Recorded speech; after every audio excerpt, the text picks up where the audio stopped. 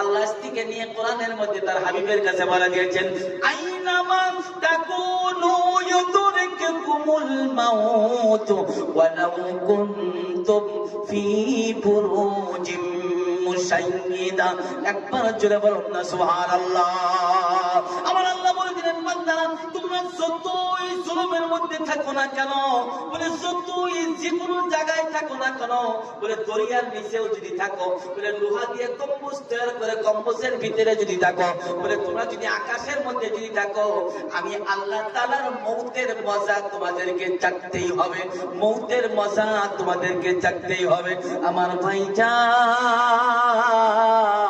মানুষের জানটা যেদিন বাড়িয়ে যাবে, ওই দিন সব কিছু আপনার জন্য বন্ধ হয়ে যাবে, ওই দিন সব কিছু আপনার জন্য বন্ধ হয়ে যাবে। বলে দুইটা তিনটা বস্তু আপনার জন্য খোলা থাকবে, বলে তিনটা বস্তু খোলা থাকবে। ইযা মাতাল ইনসানু ইনকাতা আনহু আমালুহু ইল্লা মিন সালাসাতিন জারিয়া। একবার জোরে বলেন সুবহানাল্লাহ, আরেকবার প্রাণ খুলে বলেন সুবহানাল্লাহ। আমার আল্লাহ তাআলার কাছে তিনটা বস্তু খোলা থাকবে, ওই তিনটা বস্তুর মধ্যে সর্বপ্রথম একটা বস্তু হলো আওলাদুস সালিহা। বলে আপনি যদি নেক সন্তান যদি বানাইতে পারেন, বলে আপনার যদি একটা সন্তান যদি আপনি হাফিজে কোরআন বানাতে পারেন, বলে আপনার একটা সন্তান যদি আপনি আলিম বানাতে পারেন, বলে আপনার একটা সন্তান মেয়ে যদি হাফিজে আলিমা বানাতে পারেন, বলে একটা সন্তান যদি হাফিজে কোরআন বানাতে পারেন, আল্লাহ তাআলা ওই হাফিজে কোরআনের বাবা মাকে, আল্লাহ তাআলা ওই হাফিজে কোরআনের বাবা মাকে কিয়ামতের দিন নূরের তাজ পিন্দায়া দিবে। একবার প্রাণ খুলে বলেন সুবহানাল্লাহ। जिस हिसाब से के औलाद होए हाफिज कुरान, जिस हिसाब से के औलाद होए हाफिज कुरान, महशर में मिलेगा उसे एक ताज दुर्खुशान, महशर में मिलेगा उसे एक ताज दुर्खुशान। एक बार चले बोलो ना अल्लाहु अकबर। 10 अहले जहां नाम की सुफारिश ओ करेगा, 10 अहले जहां नाम की सुफारिश ओ करेगा, फिरदौस लेकर उन्हें साथ चलेगा, फिरदौस लेकर उन्हें साथ चलेगा। एक बार चले बोलो ना सुबहानाल्लाह, और एक बार प्राण खुले बोलो सुबहानाल्लाह।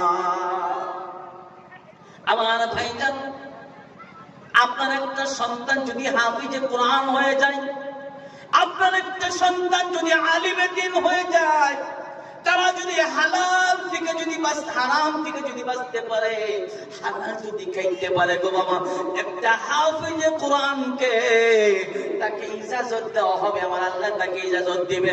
বলো হাফিজে কোরআন, বলো হাফিজে কোরআন, তুমি একটা কথা শোনো, বলে তুমি আমাকে রাজি খুশি করার জন্য আমার কোরআন হিফজ করেছিলে, বলে আমার আমার রাসূলকে রাজি খুশি করার জন্য, বলে আমার কোরআনকে তোমরা হিফজ করেছিলে, বলে আজকে তুমি দুনিয়ার বুকে অনেক কষ্ট করেছো, বলে দুনিয়ার বুকে তুমি অনেক কষ্ট সহ্য করেছো, বলে আজকে তুমি তোমার জন্য আমি আল্লাহ জান্নাত রেখে দিয়েছি, বলে আমি আল্লাহ তোমার জন্য জান্নাত রেখে দিয়েছি। ওই হাফিজে কোরআন জান্নাতের দরজার মধ্যে গিয়ে দাঁড়ায় থাকবে, জান্নাতে যাওয়ার জান্নাতে ফেরেশতারা বলবে, ও আল্লাহর বান্দা, বলে তুমি জান্নাতে কেন যাচ্ছ না? ওই সময় হাফিজে কোরআন দাঁড়ায় বলবে, বলে আমি একা জান্নাতে যাব না, আমি একা জান্নাতে যাব না, বলে আমার বাবা মাকে আমার সাথে জান্নাতে দিতে হবে। একবার জোরে বলেন সুবহানাল্লাহ, আরেকবার প্রাণ খুলে বলেন সুবহানাল্লাহ। ভাইজান, কিছু মানুষ সুবহানাল্লাহ আগুন পায়, মেহমান নিয়ে আসবো, মেহমান নিয়ে আসবো, হুজুর আইসেন গো, মানুষ আপনার জন্য ব্যাকুল হয়ে আছে, বেকার আমি সময় লস না দিই, তার কারণ মানুষের লাস্টে এমনি বসে থাকা যে মুখের মধ্যে আড়া লেগে যায়, ওগান আসছে। কথা বলছেন তো? এই সামনের দিকে 4-5 জন মানুষ বাকি দুনিয়া লাভ করে, কমসে কম সুবহানাল্লাহ তো বলবেন না। আমার ভাইজান, ওই হাফিজে কোরআন দরজার মধ্যে দাঁড়ায় থাকবে, বলে তার বাবা মা যদি জাহান্নামের যদি ফয়সালাও হয়ে যায়, বলে তার বাবা মাকে জাহান্নাম থেকে টেনে এনে তার সঙ্গে জান্নাতে দেওয়া হচ্ছে, জান্নাতে দিয়ে দিবে।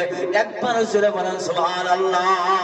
আমার ভাইজান, শুধু তাই নয়, ওই তার বাবা মাকে যখন জান্নাত দেওয়া হবে, ওই সময় সন্তানটি দাঁড়ায় যাবে, আল্লাহ তাআলার ফেরেশতারা বলবে, ও আল্লাহর বান্দা, তুমি কেন জান্নাতে যাচ্ছ না? বলে তোমার বাবাকে দাবি করেছিলে, তোমার বাবা জান্নাতে গিয়েছে। বলে তোমার মাকে দাবি করেছিলে, তোমার মাকে জান্নাতে দেওয়া হয়েছে। ওই সন্তান একে একে বলবে, বলে আমি এমনি জান্নাতে যাব না, বলে আমি এমনি জান্নাতে যাব না, বলে আমার দাদা দাদি যারা ছিল তাদেরকেও আমার সাথে জান্নাত দিতে হবে। একবার জোরে বলুন সুবহানাল্লাহ। ওই জান্নাতি বান্দাটা একে একে করে 9টা প্রস্থানকে দাবি করবে, 9টা প্রস্থানকে দাবি করে জান্নাতে নিয়ে যাবে।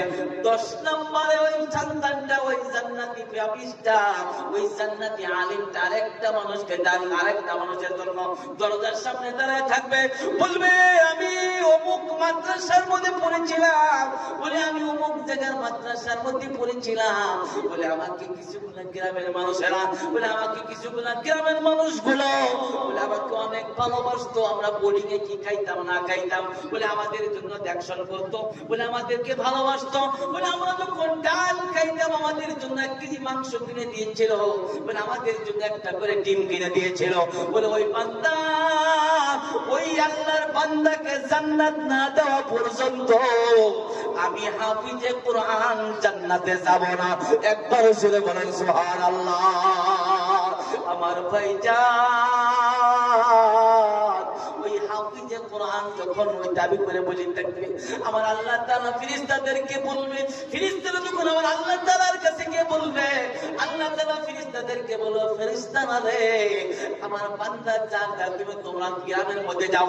বলে তোমরা গ্রামের মধ্যে যাও, বলে তোমরা গ্রামের মধ্যে যাওয়ার পরে তন্ন তন্ন করে দেখো, বলে হাফিজি মাদ্রাসার ছাত্ররা কার কার বাড়িতে খেয়েছে, বলে কার কার কে কে তাকে আদর করেছিল, বলে কে কে তাকে ভালোবেসেছিল, বলে কে তাকে 5টা টাকা দিয়ে একটা কুরকুরির প্যাকেট কিনে একটা চিপস কিনে দিয়েছিল, বলে কে 60টা টাকা দিয়ে একটা ডিম কিনে দিয়েছিল, বলে কে 1 সপ্তাহ মাংস খাওয়াচ্ছিল। বলে এই বান্দাগুলোর লিস্ট আমার কাছে এনে দাও, আর আমার কাছে এনে দিতে হবে না রে, ওই বান্দাগুলো তার সাথে জান্নাতবাসী করে দাও। একবার জোরে বলেন সুবহানাল্লাহ। আমার ভাইজান, ওই জন্য আল্লাহ তাআলা রাসূল বলেছে, বলে আমার মাদ্রাসা আল মসজিদু বাইতুল্লাহ ওয়াল মাদ্রাসাতু বাইতি। আমার রাসূল বলেছে মসজিদ হলো আল্লাহর ঘর, আর মাদ্রাসা হলো আমি নবীর ঘর। আমি নবীর ঘরকে যারা মহব্বত করবে, বলে আমি রাসূলের ঘরকে যারা মহব্বত করবে, ওই রাসূলের ঘরকে যারা মহব্বত করবে, ওরাই হলো আমার খাঁটি উম্মত, আমার রাসূলের খাঁটি, আমার খাঁটি উম্মত। আমি আমার ওই উম্মত দিগকে আমি যারা পরিমাণ যদি ঈমান থাকে, আমি আল্লাহ রাসূল তাদেরকে শাফায়াত করে জান্নাতে নিয়ে যাব। একবার জোরে বলুন সুবহানাল্লাহ। আমার ভাইজান, দুনিয়ায় কিছুটা সম্পদ দিয়েছে অহংকার করো বাবা, দুনিয়ায় কিছুটা সম্পদের মালিক হয়েছে অহংকার করো। একটা কথা শুনে দেখো, একটা কথা চিন্তা করে দেখো, বলে তোমার মতো একজন আগের জামানার কিছু বুড়া মানুষ আছে, তোমার মতো ওরকম শক্তিশালী ছিল। তুমিও তো একবার নিজে চিন্তা করে দেখো, আমি মায়ের কোলে ছিলাম, আমার একদিন নিজের মতো কাপড় পরানো, কাপড় নিজে পরিধান করার মতো শক্তি আমার কাছে ছিল না। বলে আমার আল্লাহ তাআলা আমাকে ওই শক্তিটা দান করে দিয়েছে। বলে আমি কোনোদিন এমন অবস্থাতে ছিলাম নিজে কোনো খাদ্য খাইতে পারতাম না, আমার মার স্তন টেনে টেনে আমি খাইতাম। বলে আমার এমন একটা সময় ছিল, বলে আমি নিজে যদি পেশাব পায়খানা যদি করতাম, বলে আমি কোনো সময় নিজে হাতের দ্বারা পরিষ্কার করতে পারতাম না, আমার মা পরিষ্কার করে দিত। এই কথা একবার আপনি চিন্তা করে দেখেন, আপনি অতটুকু ছিলেন, আজকে লাহে লাহে লাহে লাহে আল্লাহ যখন আপনি একটু বড় করেছে, কিছু টাকা পয়সার মালিক করেছে বাবা, কিছু টাকা পয়সার মালিক করেছে, আর এখন আসার পরে আপনি অহংকার দেখাইতেছেন। গরিব গরিব মানুষ দেখলে বয়সে বড় হলেও তাকে নাম ধরে ডাকে, কথা ঠিক না ভাই? গরিব মানুষের নাম ধরে ডাকে না নাই? আমার ভাইজান সাহাবীদের ইতিহাস খুঁজে দেখেন, সাহাবায়ে জাওরাস বাইনেরা তারা আল্লাহ তাআলার কাছে নাজাত পাওয়ার জন্য, আল্লাহ তাআলার জান্নাত পাওয়ার জন্য, আল্লাহ তাআলার কাছে ইবাদত কবুল করানোর জন্য তারা অনেক মেহনত করেছে রে, তারা অনেক অনেক অনেক অনেক মেহনত করেছে। আমার ভাইজান আল্লাহর রাসূলের কাছে একটা সাহাবী গেল, আমার নবীর কাছে একজন সাহাবী পৌঁছে গেল। রাসূলের কাছে যখন সাহায্য চাইলো, আমার রাসূল ওই সাহাবীকে নিয়ে বলছে, সাহাবী রে, আমার কাছে তুমি সাহায্য দাবি করেছো, আমার কাছে কিছু নাই, আমি নবী 3 দিন থেকে উপবাস, কিছু খাইতে পারি না, আমি পেটের